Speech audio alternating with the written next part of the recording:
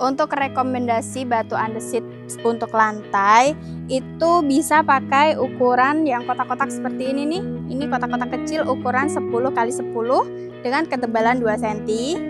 Dan ini ada ukuran 15 x 15 dengan tebal 3 cm. Atau juga kalian bisa pakai nih yang ukuran besar. Ini ada ukuran persegi panjang yaitu 30 x 60 dengan ketebalan 3 cm. Nah, itu tadi untuk rekomendasi ukuran batu andesit yang biasa untuk lantai.